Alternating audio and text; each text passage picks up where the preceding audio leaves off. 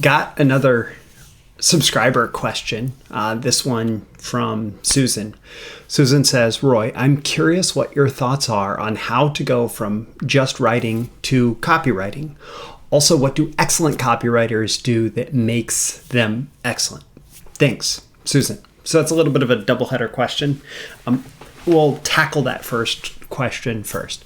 So writing versus copywriting, essentially you're doing the same thing. You're like banging on your keyboard, right? You're banging away on your keyboard and you are putting words into a document that is, maybe that document is designed to be published in, print or words on the page or converted into multimedia as a script or whatever, right?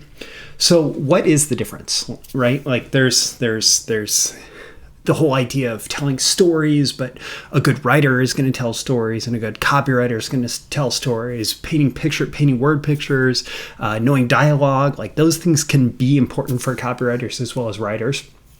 Clarity of communication, conciseness of communication. These are different things that can be equally applicable for both copywriters and writers of other genres. And then, of course, there's like fiction versus nonfiction. If you're just a writer, you could be doing all sorts of research and talking about a particular subject if you are a writer, and have it be nonfiction, but that doesn't necessarily make you a copywriter.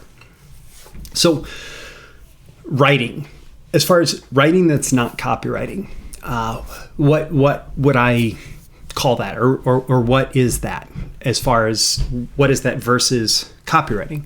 So writing to me it's just writing to entertain, to feel good, to convey information. There's no action required as a result of that writing. So it's just, hey, I'm going to put out this piece of content or this piece of entertainment, but it doesn't have to get people to take specific action.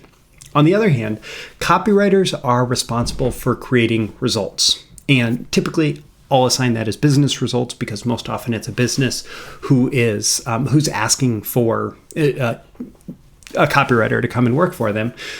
Honestly, though, a nonprofit could be, a great copywriter could write well for a nonprofit. That's not a business.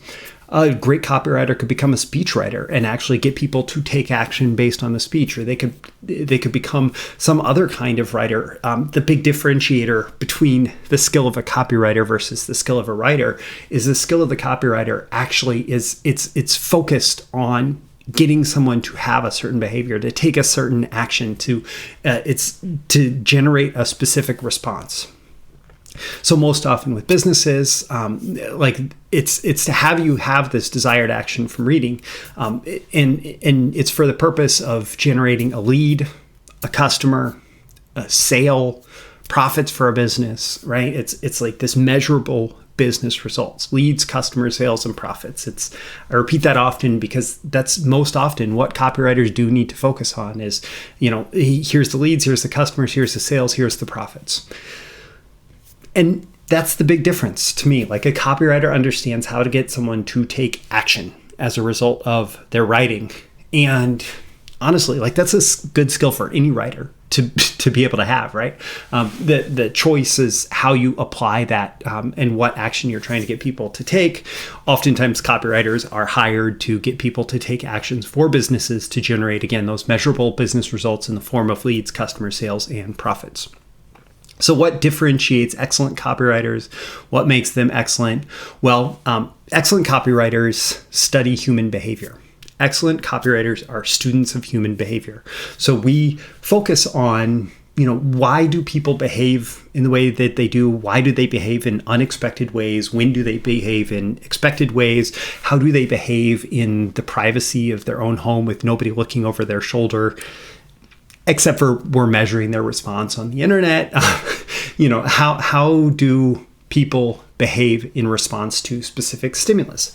Because if our goal is to get people to take a specific action, what we're going to do is we're going to put a specific stimulus in front of them, which is our marketing message, right?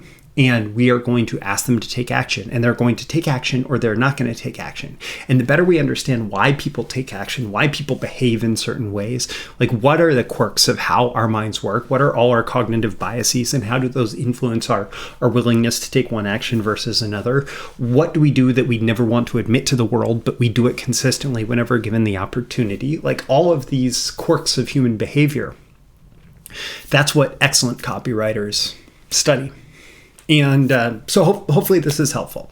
Copywriters write to get results, to generate a response, and excellent copywriters get excellent by becoming very familiar and almost becoming like healthfully obsessed with how people behave and why they behave the way that they do.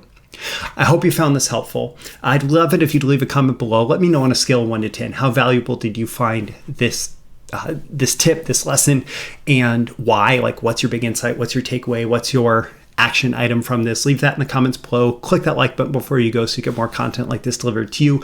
And so the magical algorithms of the internet will share it with more people like you who will find it valuable. You can certainly share it with folks directly, other writers and copywriters that you know.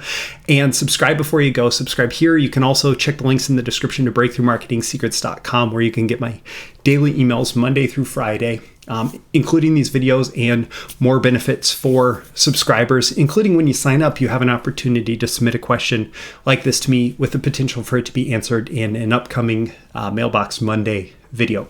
Again, my name is Roy Furr for Breakthrough Marketing Secrets. I always aim for that 10 out of 10 value. I hope that I've delivered it in this video, and I look forward to seeing you again in your next video issue. I'll see you soon. Bye.